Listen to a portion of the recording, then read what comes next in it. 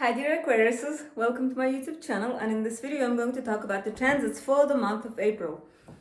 This year, April is quite busy because we've got a solar eclipse in Aries, we've got Mercury retrograde in Aries, we've also got the rare conjunction of Jupiter and Uranus in Taurus, and finally we've got a full moon in Scorpio at the end of April. So let's begin. And generally, Aquariuses, April is a time when you focus on your siblings, neighborhoods, short distance travel, communication, writing, like lots of texting and stuff. And because the planets transit through your third house, they transit Aries. You've got your third house in Aries. And so, towards the end of April, though, your focus slowly starts shifting towards your home life, family life, because the sun will enter Taurus, your fourth house. So let's begin. On the very first day of April, Mercury will station retrograde on the 27th degree of Aries. And for you, dear Aquarius, this is your third house. So Mercury is retrograding in its own house. So it's kind of significant in that way. So your communication is definitely going to be affected by this because Mercury rules communication. And so there might be misunderstandings, miscommunication. Make sure you double check your email before you send it. Make sure you untag the people who are not supposed to see that email. Make sure you attach that file to the email. And also be aware that phones might malfunction around this time. Like social media sites are down a lot during Mercury retrograde. Electronics might malfunction. I know someone whose fridge broke when Mercury was retrograde. So being aware of this kind of helps. And also remember that during Mercury retrograde, we tend to become much more forgetful. So I would suggest making a mini checklist for April so that you check it and get everything with you before you leave the house each morning, or any place actually. Because like last year during Mercury retrograde, I forgot my house keys at work. That never happens, but that never happens to me. But for some reason during Mercury retrograde, I left it at work. I come home, I'm like, I can't find my keys to enter. And then I remembered that I left it on my desk.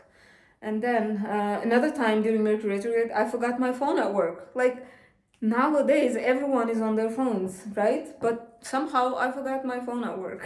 So that's Mercury retrograde stuff. And be aware that you will be forgetful. Or others might be forgetful, and that might be irritating for you. And so, what else?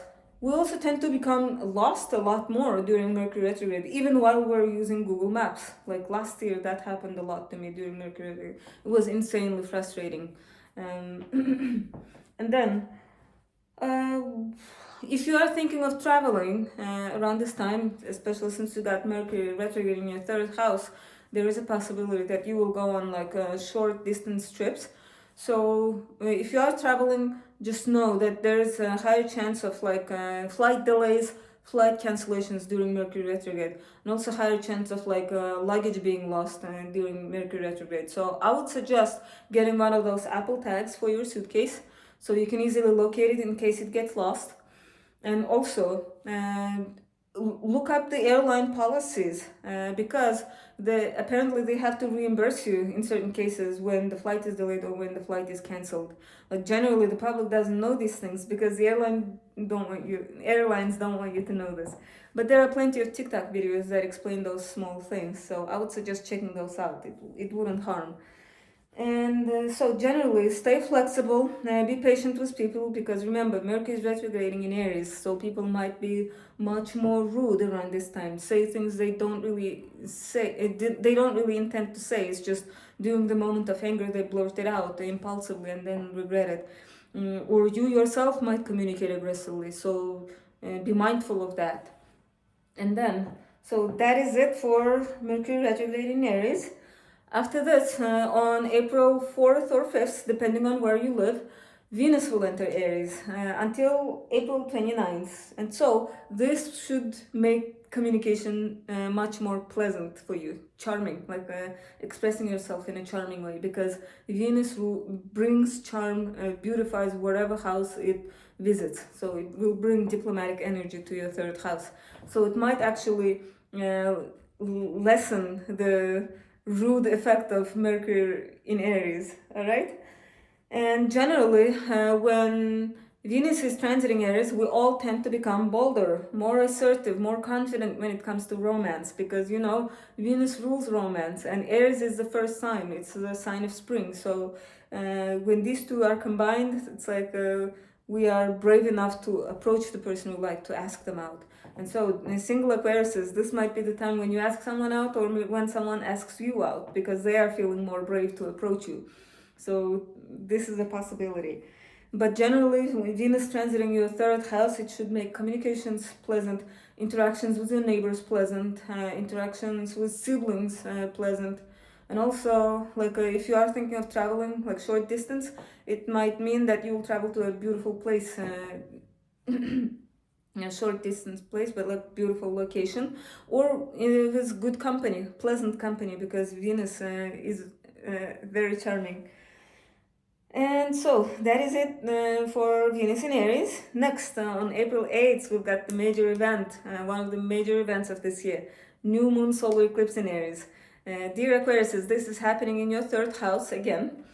As I said, April is all about your third house. And so this new moon solar eclipse might mean something new happening, something new beginning in your siblings' life. Maybe they are getting married, so you're celebrating their marriage with them. Maybe they completed their studies. Maybe they bought a new house. Maybe, I don't know, they got their dream job. Maybe their book was published. Maybe they started their business. Huge milestones like that. But maybe this is the time when you become an uncle because your sibling became a parent. Stuff like that. And so here new beginnings are emphasized because this is a North Node eclipse. North Node is where we accept things, where we take, where we welcome with open arms, so to speak. It's the South Node where we have to sacrifice, let go of something. But North Node eclipses are awesome because like we take, we welcome, okay? And it's happening in Aries. Aries is the first sign, as I said. So again, triple emphasis on new beginnings because this is a new moon solar eclipse, okay? So triple emphasis for new beginnings. So for other Aquariuses, this might be the time when they start a new writing project because third house is writing, expressing yourself like verbally. So if you're thinking about writing a book, this might be the perfect time to start writing that. Maybe you'll get an idea for a book around this time. And maybe some Aquariuses will get a new neighbor. Maybe some Aquariuses will start reading a lot more, learning something, because the third house also rules learning. For other Aquariuses, it might have something to do with higher education too, because third house opposes the ninth house. And when you have eclipses in your third house, it might mean the culmination of studies. For me personally, last year when I had solar eclipse in my third house, I was graduating university on that day, so this is a possibility for some Aquariuses. And what else? This solar eclipse doesn't have any bad aspects, thankfully. And the only major aspect it makes is a conjunction, actually an exact conjunction with Chiron. And since there are no bad aspects, I'm hoping that this eclipse will activate the healing side of Chiron, because Chiron is the wounded healer. It can either reopen wounds or heal the wounds. So since this is a positive eclipse, I'm hoping this will be more about like healing. And so that is it for the solar eclipse in Aries. And then on April 11th, we've got the conjunction of the Sun and Mercury retrograde in Aries on the 22nd degree.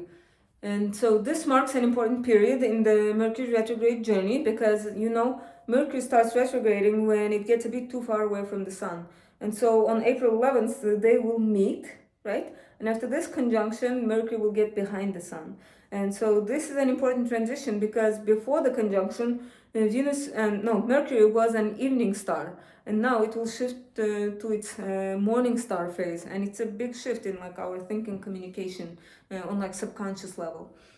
And so on that day, on April 11th, you might come to some sort of clarity, understanding, but internally, like from within, because this conjunction is happening with Mercury being close to Earth. Mercury will be between the Sun and the Earth. Normally, when Mercury is direct, and conjunct the sun, it's like on the other side of the sun from Earth's point of view. But this time it will be between the sun and the Earth. So that's why whatever understandings we come to, it's like internally from within. And so you can expect big ideas around this time, clarity, understanding, negotiations. Like if you need to speak something, you will express it on that day, like making, choosing the right words easier, even though Mercury is retrograde. And so you can also expect passionate speeches around this time from leaders, because Mercury in Aries is very much about passionate communication. If you remember, actually, Adolf had Mercury in Aries, and remember how passionately he spoke about like really messed up things. So that's Mercury in Aries. Next, on April 19th, we've got Sun entering Taurus until May 20th, as it always does around this time each year. And so the Sun will enter your 4th house. It's like the king visiting your house of home life, the place where you reside. It's the 4th house also rules your emotional foundations, your childhood, your ancestry, your parents, especially mother. So the focus will shift to those home life. And on the same day that the Sun enters Taurus, Mercury will be conjunct Venus in Aries. So this should make communication smooth, negotiations smooth on that day. And right after the Sun enters Taurus, the next day, we have that rare conjunction of Uranus and Jupiter in Taurus.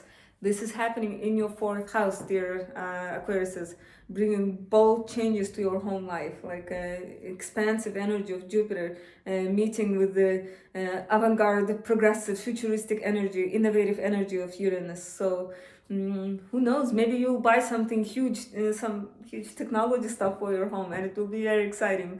And like, because Uranus rules technology too, like so Jupiter is big. It's the biggest planet in the solar system. Maybe you'll buy some huge electronics, but I wouldn't say I wouldn't suggest buying electronics in April. Wait until May to do that.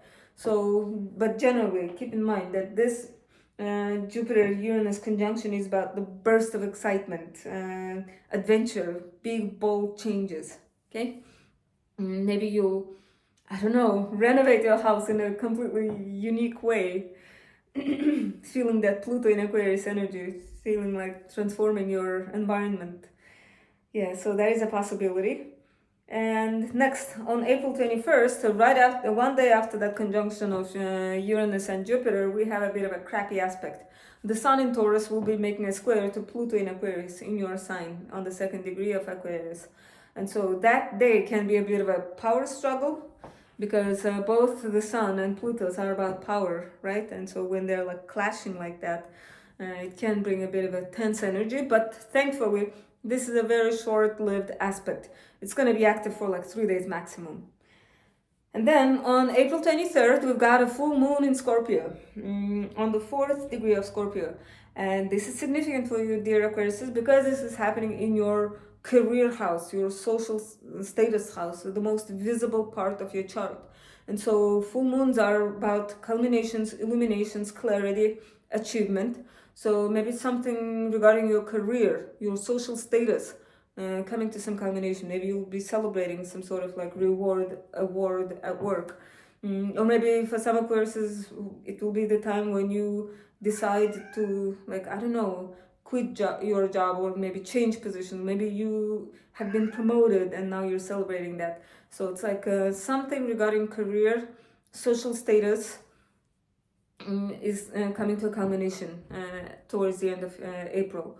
And we get only one full moon in our 10th house each year, so this is significant. And another thing that makes this full moon significant is that it's the first full moon since the Libra lunar eclipse in March. So if nothing happened to you after that eclipse in March, you can expect those events to play out around this full moon. And so generally full moons are the times of like moodiness, emotionalness. It's like our cups are filled with emotions, symbolically speaking, around this time. And Aquarius, you guys are very detached and you don't like excessive display of emotions. So yeah, be patient with people around this time, because everyone will be moody. emergency workers, policemen, they know that like the calls increase around full moons. People act crazy. Even the word lunatic comes from the word luna, right? The moon. So be patient with people. But you know, like full moons aren't always like negative in that way. It can also be the time of achievement, celebration. Yeah. So hopefully you'll be celebrating something regarding your career around that time.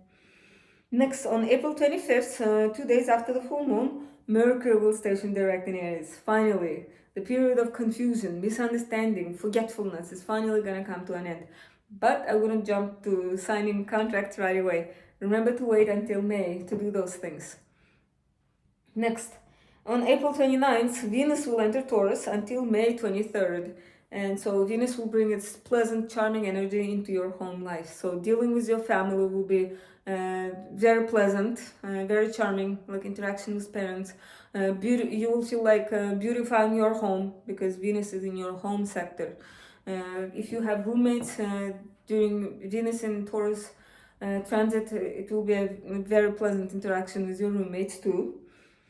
And then on April 30th, Mars enters Aries until June 9th. So Mars will bring its hyperactive energy to your communication house. So dear Aquariuses, I feel like in May and like until early June, you'll be like very communicative, like talking, lots of texting, because Mars energizes whatever house it's in. Like go, go, go, do it, like hurry up, that kind of energy.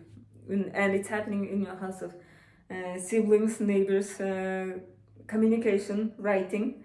Okay, so your communication might be a bit forceful, direct, to the point. What else? Interactions with neighbors. Maybe you'll be a bit more impatient with neighbors. Maybe argumentative with siblings. Yeah, so that is it for April, dear Aquariuses. I hope you enjoyed this video, and if you did, please like and subscribe, and I'll see you guys in my solar eclipse and May videos, hopefully. So remember, this month is about like eclipse mostly. We are in the eclipse season. Remember that the dust will settle towards the middle of May. And we should be back to relative stability until September, because we will have the next eclipses in September. So enjoy April. Thank you for watching.